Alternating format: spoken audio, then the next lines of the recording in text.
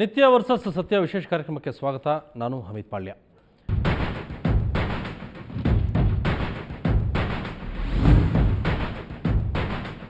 ಇವತ್ತಿನ ಚರ್ಚೆಯಲ್ಲಿ ಭಾಗವಹಿಸೋದಕ್ಕೆ ನಮ್ಮ ಜೊತೆ ಸೆನ್ಸಾರ್ ಮಂಡಳಿ ಪ್ರಾದೇಶಿಕ ಅಧಿಕಾರಿ ನಾಗರಾಜ್ ಇದ್ದಾರೆ. ನಾಗರಾಜ್ ಅವರು ನಮ್ಮ ಸ್ಟುಡಿಯೋಕ್ಕೆ ಸ್ವಾಗತ.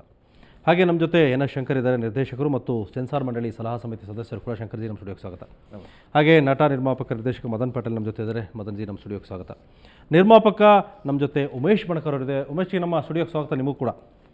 ಸೊ ನಿಮ್ಮೆಲ್ಲರ ಜೊತೆನೂ ಚರ್ಚೆ ಮಾಡ್ತೀನಿ. ಅದಕ್ಕೂ ಮೊದಲು ಮದನ್ ಪಟೇಲ್ ಅವ್ರು ಮಾಡಿದ ಗಂಭೀರ ಆರೋಪ ಏನು ಅನ್ನೋದನ್ನು ಮೊದಲು ನೋಡೋಣ. ಯಾವ ಮಾನದಂಡ ಇಟ್ಕೊಂಡು ನನ್ನ ಚಿತ್ರವನ್ನ ನೀವು ತಿರಸ್ಕಾರ ಮಾಡಿದ್ದೀರಾ? ಇದು ಪ್ರಶ್ನೆ, ಮೂಲಭೂತವಾದ ಪ್ರಶ್ನೆ. ಏನು ಸಿನಿಮಾ ನೋಡಿ ಸೆಕ್ಸ್ ಇದೆಯಾ, ವೈಲೆನ್ಸ್ ಇದೆಯಾ, ಮತ್ತೇನಿದೆ ಅದನ್ನ ನೋಡಿ ಕಟ್ಸ್ಕೊಡಿ.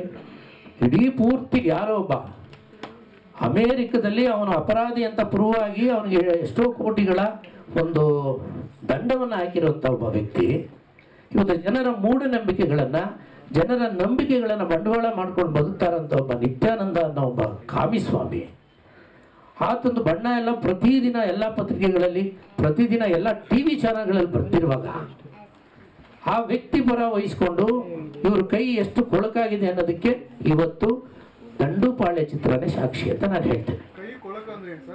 ಕೈ ಕೊಳಕಂದ್ರೆ ಅವ್ರು ನನ್ನ ಹತ್ರ ಹಣ ಕೇಳಿದ್ರು. ಹೌದು, ನನ್ನ ಹತ್ರ ಹಣ ಕೇಳಿದ್ರು. ನಾನು CBIಗೆ ಇದನ್ನು ಕಂಪ್ಲೇಂಟ್ ಕೊಟ್ಟಿದ್ದೇನೆ. ನನ್ನ ಹತ್ರ 5 ಲಕ್ಷ ರೂಪಾಯಿ ನನ್ನ ಸಿನಿಮಾಕ್ಕೆ 50,000 ರೂಪಾಯಿ ಹಾಡುಗಳನ್ನು ಸೆನ್ಸಾರ್ ಮಾಡೋದಕ್ಕೆ ಕೇಳಿದ್ರು. ನಾನು ಕೇಳಿದ್ದಕ್ಕೆ ನಾನು ಕೊಡಲಿಲ್ಲ ಅಂತ ಹೇಳಿ ನಾನೊಬ್ಬ ನಿರ್ಮಾಪಕ ಹೋಗಿ ನಾವು ಸಿನಿಮಾವನ್ನು ನೀವು ಸೆನ್ಸಾರ್ ಮಾಡಿ ಅಂತ ಕೊಡ್ತೇವೆ. ನನಗೆ ನೋಟಿಸ್ ಕೊಡಲಿ, ಏನ್ರಿ ನಿಮ್ಮ ಸಿನಿಮಾಗೇನೋ ಇದಿದೆ, ಏನೋ ಕೋರ್ಟಲ್ಲಿ ಏನೋ ಕೇಸ್ ಇದೆ ಅಂತ. ಅದನ್ನು ಬಿಟ್ಬಿಟ್ಟು ನಿತ್ಯಾನಂದನ್ ನೋಟಿಸ್ ಕೊಡ್ತಾರೆ. ನಿತ್ಯಾನಂದ ಯಾರು ಹೇಳಿ? ನಿತ್ಯಾನಂದ ಯಾರು? ನಿತ್ಯಾನಂದನಿಗೆ ಯಾಕೆ ನೋಟಿಸ್ ಕೊಡ್ಬೇಕು ಅವರು? What is the connection between Nagaraj and Nithyananda? ಇದಿಷ್ಟು ಗಂಭೀರ ಆರೋಪ ಮದನ್ ಪಟೇಲ್ ಮಾಡಿದ್ರು. ಇದ್ರ ಬಗ್ಗೆ ಉತ್ತರ ಕೊಡೋದಕ್ಕೆ ಸ್ವತಃ ನಾಗರಾಜ್ ಅವರೇ ನಮ್ಮ ಸ್ಟುಡಿಯೋದಲ್ಲಿದ್ದಾರೆ. ನಾಗರಾಜ್ ಅವರೇ, ಮದನ್ ಪಟೇಲ್ ಇರೋ ಆರೋಪಕ್ಕೆ ನಿಮ್ಮ ಉತ್ತರ ಏನು? ಈ ವಿಚಾರನ ಅವರು ಪದೇ ಪದೇ ಪುನರುಚ್ಚರಿಸ್ತಾ ಇದ್ದಾರೆ. ನಾನು ನಿನ್ನೆನೇ ಹೇಳ್ದಂಗೆ ಮದನ್ ಪಟೇಲ್ ಅವರು ಇದನ್ನು ಪುನರುಚ್ಚರಿಸೋದ್ರ ಮೂಲಕ ತನ್ನ ಕರ್ನಾಟಕಕ್ಕೆ ಎಷ್ಟು ದೊಡ್ಡ ಸುಳ್ಳ ಅಂತ ನಿರೂಪಿಸ ಕೊಟ್ಟಿದ್ದಾರೆ ಅಷ್ಟೇ. ಇದರಲ್ಲಿ ಯಾವುದೇ ಆಧಾರ ಇಲ್ಲ. ಒಂದು ರೀತಿ ನೀತಿ ಇರುತ್ತೆ. ಸರ್ಕಾರಿ ಅಧಿಕಾರಿ ಒಬ್ಬ ಲಂಚದ ಆರೋಪವನ್ನು ಮಾಡಬೇಕು ಅಂದರೆ ಅದಕ್ಕೆ ಪ್ರೊಸೀಜರ್ ಇದೆ. ಅವ್ರನ್ನ ಟ್ರ್ಯಾಪ್ ಮಾಡಬೇಕು. CBI ಅಂತಿದೆ, CVC ಅಂತಿದೆ. ಈಗ ಅವ್ರನ್ನ ಟ್ರ್ಯಾಪ್ ಮಾಡಬೇಕು. ಒಬ್ಬ ದುಡ್ಡನ್ನು ಕೇಳಿದ ಮೇಲೆ ಅವ್ರಿಗೆ ಕೊಡ್ತೀವಿ ಅಂತ ಹೇಳಿ ಟ್ರ್ಯಾಪ್ ಮಾಡಿ ಎವಿಡೆನ್ಸ್ ಕ್ರಿಯೇಟ್ ಮಾಡಬೇಕಾಗುತ್ತೆ. ಈ ಥರ ಹೇಳೋದಾದ್ರೆ ಯಾರ ಬಗ್ಗೆ ಬೇಕಾದ್ರೂ ಏನು ಬೇಕಾದ್ರೂ ಹೇಳ್ಕೊಂಬರ್ಬೋದು. ಇದು ಒಂದು ತಂತ್ರ. ಯಾವ್ದಾರ ಪತಿವ್ರತೆಯಾದ ಗೃಹಿಣಿ ಮೇಲೆ ಆ ಕ್ಯಾರೆಕ್ಟರ್ ಅಸಾಸಿನೇಷನ್ ಮಾಡೋದು, ಇಲ್ಲ ಪ್ರಾಮಾಣಿಕನಾದ ಅಧಿಕಾರಿಯ ಪ್ರಾಮಾಣಿಕತೆಯನ್ನು ಪ್ರಶ್ನೆ ಮಾಡೋದು. ನನ್ನ ಪ್ರಾಮಾಣಿಕತೆ ಏನು ಅಂತ ಕನ್ನಡ ಚಿತ್ರರಂಗಕ್ಕೆ ಗೊತ್ತಿದೆ. ಈ ಮದನ್ ಪಟೇಲ್ ಅಂತವರಿಂದ ಸರ್ಟಿಫಿಕೇಟ್ ತಗೋಬೇಕಾಗಿಲ್ಲ. ಇದು ಪೂರ್ತಿ ಸುಳ್ಳು ಆರೋಪ. ರೈಟ್ ಮದನ್ ಜಿ, ನನ್ನ ಗಂಭೀರ ಆರೋಪ ಮಾಡೋದಕ್ಕೆ ಏನಾದರೂ ಒಂದು ಬೇಕಲ್ಲ, ನಿಮ್ಮ ಹತ್ರ ಏನಾದರೂ ಒಂದು ಪ್ರೂಫ್ ಬೇಕಲ್ಲ. ಈ ರೀತಿ ಒಬ್ಬ ಅಧಿಕಾರಿ ಬಹಳ ಚೆನ್ನಾಗಿ ಒಂದು ಮಾತು ಹೇಳಿದ್ರು. ಒಂದು ಗೃಹಿಣಿಯ ಬಗ್ಗೆ, ಆಕೆಯ ಶೀಲದ ಬಗ್ಗೆ ನೀವು ಆರೋಪ ಮಾಡಬೇಕಂದ್ರೆ ಯೋಚನೆ ಮಾಡಬೇಕು ಅಂತ. ಆದರೆ ಇಲ್ಲಿ ಯಾವುದೇ ಒಂದು ಗೃಹಿಣಿ ತನ್ನ ಮೇಲೆ ಅತ್ಯಾಚಾರ ಆಗುತ್ತೆ ಅಂಥೇಳಿ ಸಂದರ್ಭದಲ್ಲಿ ಯಾವ ರೀತಿ ಆರೋಪ ಮಾಡ್ತಾರೆ? ಅಲ್ಲ, ನಿಮ್ಮ ಆರೋಪಕ್ಕೆ ಉತ್ತರ ಕೊಡಿ. ಫಸ್ಟಿಗೆ ನೀವು ಒಂದು ಆರೋಪ ಮಾಡಿದಿರಿ, 5 ಲಕ್ಷ ರೂಪಾಯಿ ಅವ್ರು ಹಣ ಕೇಳಿದ್ದಾರೆ, ಅವ್ರ ಕೈ ಕೊಳಕಾಗಿದೆ ಅಂತ. ನಾವು 2 ಹಾಡು ಮತ್ತು ನಮ್ಮ ಪ್ರೋಮೋಸನ್ನು ಸೆನ್ಸಾರ್ ಮಾಡಿಕೊಡಿ ಅಂತ ಇವರಲ್ಲಿ ಹಾಕ್ಕೊಂಡಿದ್ದು. ನಮ್ಮ ಎಕ್ಸಿಕ್ಯೂಟಿವ್ ಪ್ರೊಡ್ಯೂಸರ್ ಮಂಜುನಾಥ್ ಅವರು ಹೋಗಿ ಕೇಳಿದರು, ಏನು ರೀ ನಿಮ್ಮ ಸಿನಿಮಾ ಬಗ್ಗೆ ಇಷ್ಟೊಂದು ವಿವಾದ ಇದೆ, ಇದನ್ನೆಲ್ಲ ಸರಿ ಮಾಡಬೇಕಂದ್ರೆ ನಮ್ಮನ್ನು ನೋಡ್ಕೊಳ್ಬೇಕು ಅಂತಂದರು. ನಾನು ಆವಾಗ ಊರಲ್ಲಿರಲಿಲ್ಲ. ನಾನು 26ನೇ ತಾರೀಕು ಕಳೆದ ವರ್ಷ ಸೆಪ್ಟೆಂಬರಲ್ಲಿ ಅವರ ಕಚೇರಿಗೆ ಹೋದೆ. ಸನ್ಮಾನ್ಯ ನಾಗರಾಜ್ರವರು ಒಂದು ವಿಷಯ ತಿಳ್ಕೊಬೇಕು, ನಿರ್ಮಾಪಕರ ಪರವಾಗಿ ಏನೇನಿರುತ್ತೆ ಅದನ್ನು ಕೇಳಬೇಕು. ನಾನು ಹೋಗಿ ಅವ್ರು ಕೇಳಿದೆ, ಯಾಕೆ ನಾಗರಾಜ್ ಅವರೇ ನಂದು ಇನ್ನೂ ಮಾಡಿಲ್ಲ? ಇಲ್ಲ, ನಿಮ್ಮ ಸಿನಿಮಾಗೇನೋ ಒಂದು ಕೋರ್ಟಿನ ತಡೆ ಇದೆ ಅಂತೆ, ನೀವು ಅದಕ್ಕೆ ಸಂಬಂಧಪಟ್ಟಂಥ ದಾಖಲೆಗಳನ್ನೆಲ್ಲ ಕೊಡಿ. ಆವಾಗ ಅವರು 23ನೇ ತಾರೀಕು ಡೇಟೆಡು, ನಾನು 26ನೇ ತಾರೀಕು ನನ್ನ ಹತ್ರ ಕೈಯಲ್ಲಿ ಸಿಗ್ನೇಚರ್ ಮಾಡಿ ಈ ನೋಟಿಸ್ ಕೊಟ್ಟರು. ಅಲ್ಲಿವರೆಗೂ ನಾನು ಶಾಂತ ರೀತಿಯಿಂದ ಅವ್ರ ಹತ್ರ ಮಾತಾಡಿದೆ, ಯಾಕೆ ಏನು ತೊಂದರೆ ಅಂತ. ಕೆಳಗಡೆ ನೋಡಿದಾಗ ನೋಡಿ, ಇಲ್ಲಿ ನಾನು ಮಾರ್ಕ್ ಮಾಡಿದ್ದೇನೆ, ನಿತ್ಯಾನಂದ ಅವ್ರಿಗೂ ಸಹ ಅವರು ನೋಟಿಸ್ ಕೊಟ್ಟಿದ್ದಾರೆ. ನಿತ್ಯಾನಂದ ಅವ್ರಿಗೆ ಯಾಕೆ ನೋಟಿಸ್ ಕೊಡ್ತಾರೆ? ಇವ್ರಿಗೂ ನಿತ್ಯಾನಂದ ಅವ್ರಿಗೂ ಏನು ಸಂಬಂಧ? ನಿತ್ಯಾನಂದ ಅವ್ರಿಗೆ ನೋಟಿಸ್ ಕೊಡೋದಕ್ಕೆ ಅವರಲ್ಲಿ ನಿತ್ಯಾನಂದ ಇವ್ರ ಹತ್ರ ಬಂದು ಏನು ಕೇಳ್ಕೊಂಡಿದ್ರ? ಇವರು ನನಗೆ ಹಣ ಕೇಳೋ ಸಂದರ್ಭದಲ್ಲಿ ಅವ್ರು ಹೇಳಿದ್ದು, ಇಲ್ಲೇ ಕೂತಿದ್ದಾರೆ ಅವರು, ಮದನ್ ಪಟೇಲ್ರೆ ನಿಮ್ಮ ಚಿತ್ರ ಯಾವುದೇ ವಿವಾದ ಇಲ್ಲದೆ ನೀಟಾಗಿ ಬರಿಬೇಕು ಅಂದರೆ ಇದನ್ನೆಲ್ಲ ನಮ್ಮನ್ನು ನೋಡ್ಕೊಳ್ಬೇಕು, ಇಲ್ಲ ಅಂದರೆ ನನಗೆ ಗೊತ್ತಿದೆ ಸೆನ್ಸಾರ್ ಮಂಡಳಿ ಯಾವುದೇ ರೀತಿಯಾಗಿ ಇದರಲ್ಲಿ ಪಾರ್ಟಿ ಅಲ್ಲ. ಈಗ ನಾನೇ ಒಂದು ನೋಟಿಸ್ ಕೊಟ್ಟು ನಿತ್ಯಾನಂದನಿಗೆ ನಾವು ಪಾರ್ಟಿ ಮಾಡ್ಕೊಂಡು ನಿಮಗೆ ತೊಂದರೆ ಕೊಡ್ತೀವಿ. ಪಟೇಲ್ ಅವರು ನಟರು, ನಿರ್ಮಾಪಕರು ತಮ್ಮ ಸೃಜನಶೀಲತೆಯನ್ನು ಈ ರೀತಿ ದುರುಪಯೋಗ ಪಡಿಸ್ಕೊತಾ ಇದ್ದಾರೆ. ಈಗ ಕತೆ ಕಟ್ಟಿ ಹೇಳ್ತಾ ಇದ್ದಾರೆ, ಕತೆ ಕಟ್ಟೋದವ್ರ ಅಭ್ಯಾಸ. ಈಗ ಒಂದು ಹೇಳ್ತೀನಿ, it's A matter of common sense.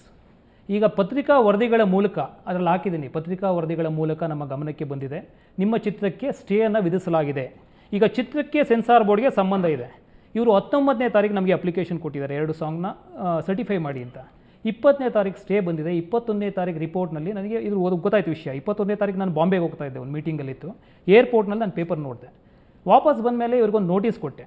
ಆ ನೋಟಿಸಲ್ಲಿ ಏನು, ನೋಟಿಸ್ ಯಾರಿಗೆ ಕೊಡಬೇಕು? We have to give notice to the parties to the case. Defamation suit is between Nithyananda and Madan Patel. ಹಾಗಾಗಿ ಒಂದು ನಿಮಿಷ ನನ್ನ ಲ್ಯಾಂಗ್ವೇಜ್ ಕೂಡ ಬಹಳ ಕ್ಲಿಯರ್ ಆಗಿದೆ. ಕೊಡಿ ಅಲ್ಲಿ ಪೇಪರ್, ನಾನು ಹೇಳ್ತೀನಿ. See, the central board of film is not a party to the case. ನಾನೇ ಹೇಳ್ತಾ ಇದ್ದೀನಿ. And unaware of actual proceedings before honourable court orders of the court.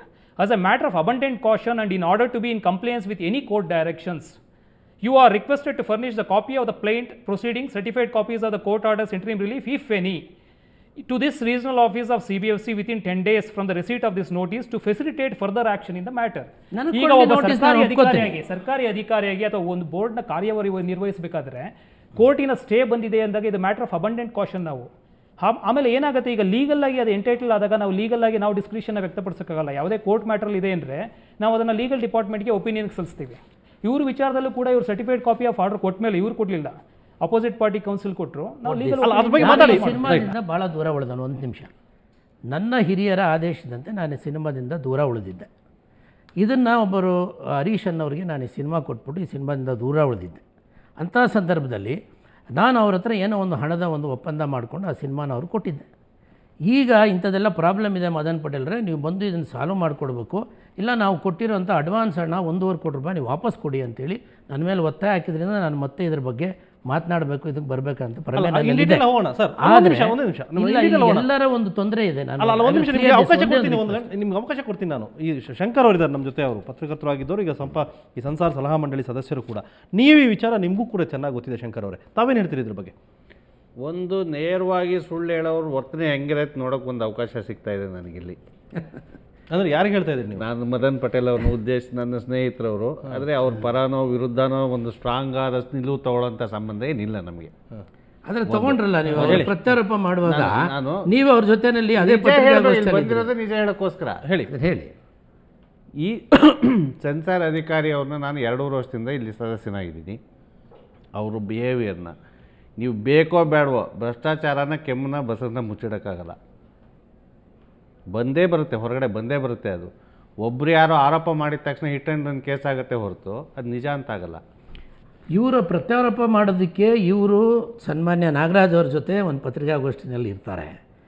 ಇವರನ್ನೇ ಯಾಕೆ ಸನ್ಮಾನ್ಯ ನಾಗರಾಜ್ ಅವರು ಒಬ್ಬ ಸದಸ್ಯರಾಗಿ ತೆಗೆದುಕೋತಾರೆ ನನ್ನ ಚಿತ್ರ ವೀಕ್ಷಣೆ ಮಾಡೋದಕ್ಕೆ? ನಮ್ಮ ಚಿತ್ರವನ್ನು ತಿರಸ್ಕಾರ ಮಾಡೋದಕ್ಕೆ ಯಾಕೆ ಇವ್ರು ಸಹಾಯ ತೆಗೆದುಕೊಳ್ತಾರೆ? ಹೇಳಿ. ಸೊ ಆದ್ರಿಂದಾಗಿ ಇವ್ರು ಹೇಳ್ತಿರೋದು ಸುಳ್ಳು. This is plain and clear. ಯಾಕೆ ಸುಳ್ಳು? ನಿಮ್ಮ ಸಿಗ್ನೇಚರ್.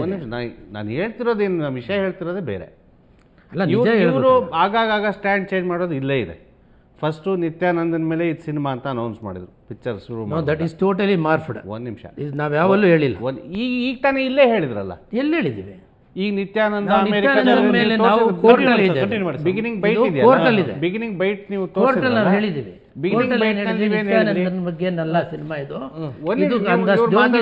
ಮಾತಾಡ್ತೀನಿ, ಹೇಳಿ. ಅಲ್ಲ, ಸುಮ್ಮನೆ ಬಾಯಿ ಹೊಡೆಯೋದಾದ್ರೆ ನಾನು ಅವ್ರು ಏನ್ ಹೇಳ್ತಾರೆ ನೋಡೋಣ, ಅವ್ರು ಹೇಳಿ. ಅವ್ರದ್ದು ಬಿಗಿನಿಂಗ್ ಬೈಟ್ ನಲ್ಲಿ ಅಮೆರಿಕಾದಲ್ಲಿರೋ ಕೇಸು ನಿತ್ಯಾನಂದ ಅನ್ನೋ ಒಂದು ವ್ಯಕ್ತಿ ಬಗ್ಗೆ ನಾವು ಕಾಮಿಸ್ವಾಮಿ ನಿತ್ಯಾನಂದ ಅಂತ ಹೇಳಿದ್ದನ್ನು ನೀವು ಇಲ್ಲಿ ತೋರಿಸಿದ್ದೀವಿ. ಸೆನ್ಸಾರ್ ಮಂಡಳಿ ಮುಂದೆ ಬಂದಾಗ ಇವರು ಅಲ್ಲಿ ಏನಾಯ್ತು, ಇದೊಂದು ಪೆಕ್ಯುಲಿಯರ್ ಕೇಸ್ ಆಯಿತು.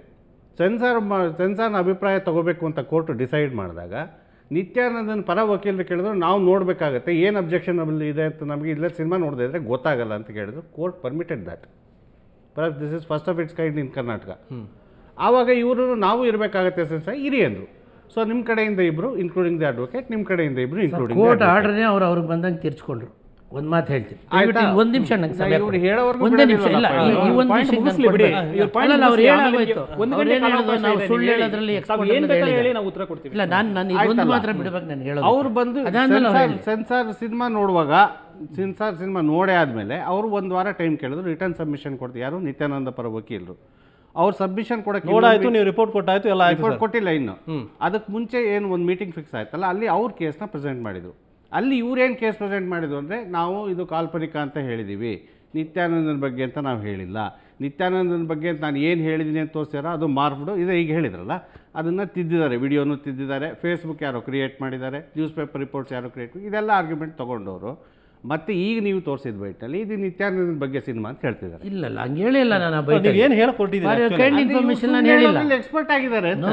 ವೆರಿ ಸಾರಿ ಮಾತಾಡ್ತೀನಿ ಸರ್ ನಿಮ್ಮ ಜೊತೆ. ನೋಡಿ ಅಲ್ಲ, ನಿಮ್ಮ ಉತ್ತರ ಕೇಳ್ತೀನಿ ಸರ್, ಒಂದೇ ಒಂದು ನಿಮಿಷ ನಿಮ್ಮ ಉತ್ತರ ಕೇಳ್ತೀನಿ. ನಮ್ಮ ಜೊತೆ ಚಲನಚಿತ್ರ ನಿರ್ಮಾಪಕರ ಸಂಘದ ವತಿಯಿಂದಲೂ ಕೂಡ ನಮಗೊಂದು ಲೆಟರ್ ಬಂದಿದೆ. ಜೊತೆಗೆ ನಿರ್ಮಾಪಕ ಉಮೇಶ್ ಪಣಕರ್ ಕೂಡ ಇದ್ದಾರೆ, ಅವ್ರ ಜೊತೆ ಮಾತಾಡ್ತೀನಿ. ಅದಕ್ಕೆ ಮೊದಲು ಒಂದು ಚಿಕ್ಕ ಬ್ರೇಕ್.